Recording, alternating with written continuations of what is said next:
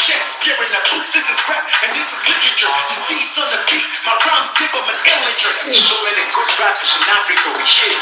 Why hip-hop's just struggling here? Here to listen to rap with Afrobeat gears. Try Okay. Hi guys, and welcome to another episode of the Just My Opinion podcast. Today we're going to be doing a review, reaction kind of ish. So we're going to be looking at Mex Cortez King B swag. So this is a collaboration which we have waited, we have been anticipating, we have been excited, and finally it's here and they really delivered. They really delivered. Before this video started, you guys saw me vibing to the song, and for real, I was really enjoying it. And King B swag is amazing. He is really amazing. But let me not say much. We have the ambassador here as usual, and he's going to break down the song live. I know usually when he breaks down things and does reviews to music, you guys don't see him and you cannot see the excitement. But today you're going to see his video and you will see the excitement as he does it. So let's get to it.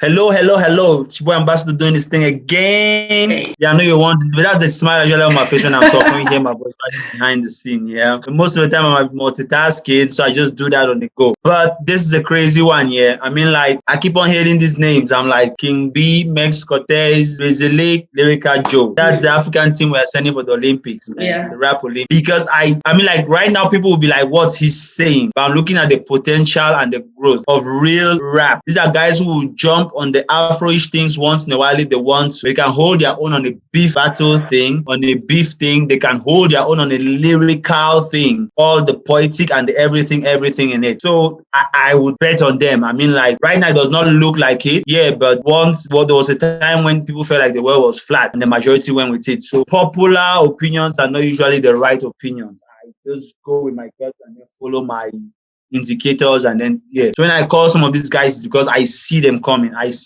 from afar. If we look at their growth right now, it's crazy. I mean, in less than 4 days, because I like to follow the numbers, I'm somehow obsessed with the numbers like that. Less than 4 days, we have seen King B has had more views on this track than all these other tracks in less than 5 days. And so just imagine the potential there. And I like the guy because I feel like he listens. He listens, or he reads, or he's a student of the game, so he's watching moves. So I mean, like I kept on saying this, like people beef, then you have to move to collabo because that's how you cash in on it. And then I keep on talking about like Echo.online. If you have noticed, those who are on Echo.online, fans who are listening and playing songs on online, because you can also go and just do streaming, listen to free songs and things.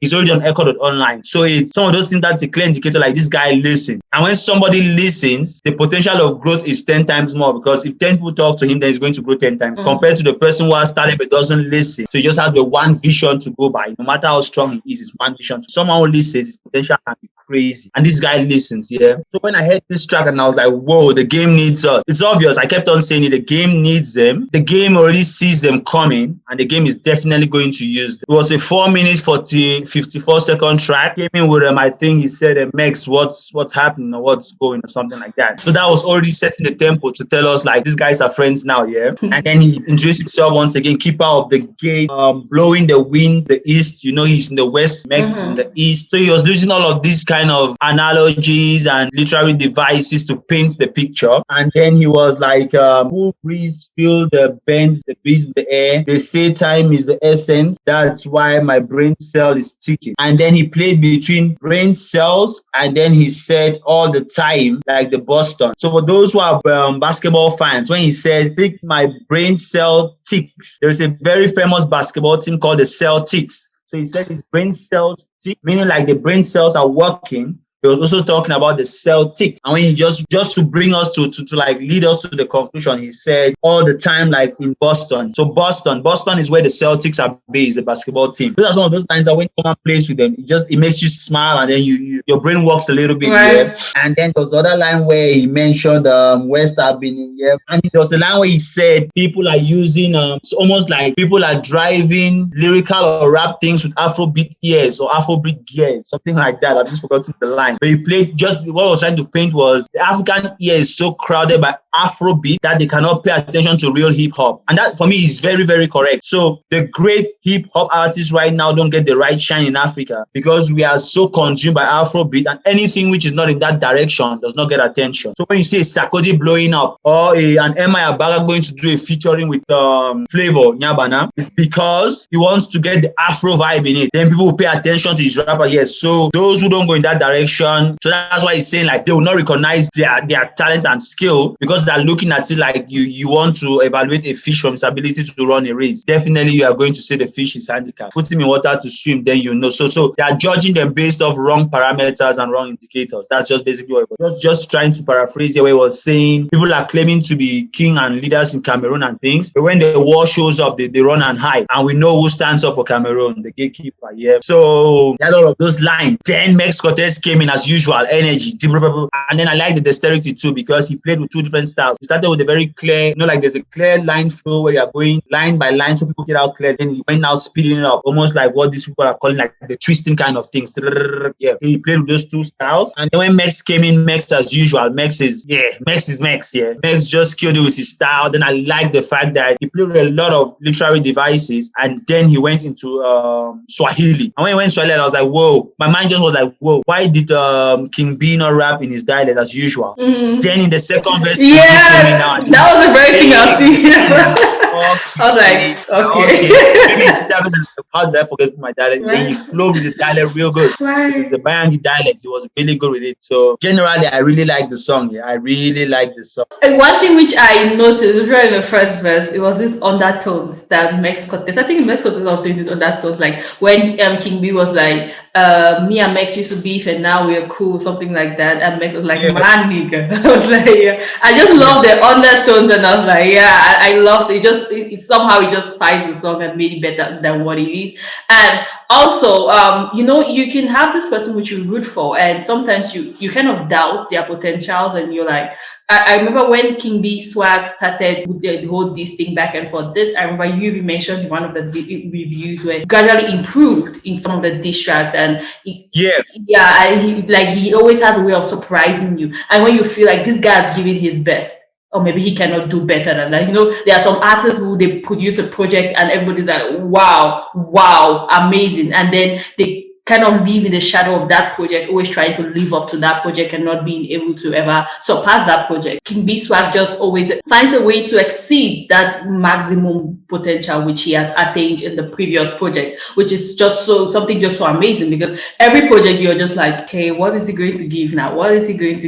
So it's really an exciting feeling for his fans and people who listen to his track. Yeah, I mean, like he went on. I just repeat up the line that he was saying. People can't feel real rap when they listen with Afrobeat.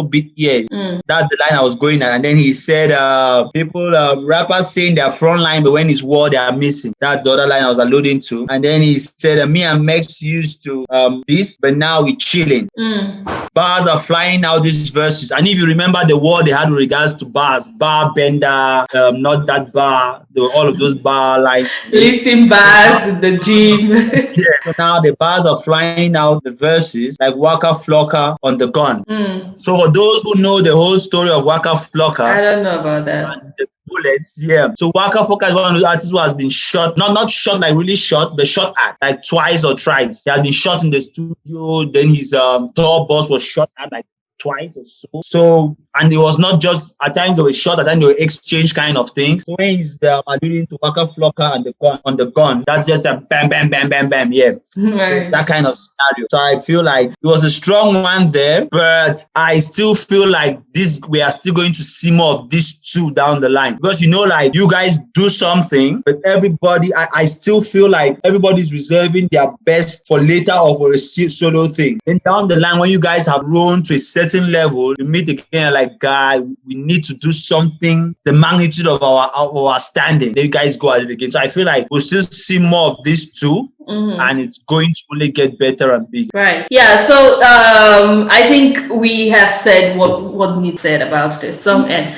a lot of fans do agree with this point of view that it was an amazing project. You go to the comment section, you see a lot of love. And one thing which the ambassador pointed out is the numbers. It's really true that this project, the numbers, you can really see that the numbers are gradually increasing. Queen B Swag's subscriptions on YouTube is increasing, so his fan base is definitely increasing, and it's an amazing thing. It's an amazing thing. So you could always go check him out. As usual, I said this year is all about the money, so I'll be talking about how I'm making money or how you should make money, how we could make money. So I tell the guys, go out there, put your songs on Echo.online, put the free tick so people could get your vibe. Once you are building a fan base, it's all about the long term. It's all about, like, if you notice, the festival jumped on YouTube are those who are the millionaires now on YouTube, not those who come on later. It's those who are there from the jump. So you just have to play with those games and then you see how it goes. Okay, thank you guys for tuning in, and see you guys next time. Bye. Thanks for watching that video. Hope it inspired you to want to commit to Chakara TV. You want more content from us? No worries, we got you covered. All you need to do is hit the subscribe button, hit the notification button, then sit back, relax, and enjoy daily content from us. It's been Eta on Chakara TV. We are craziness with a strategy.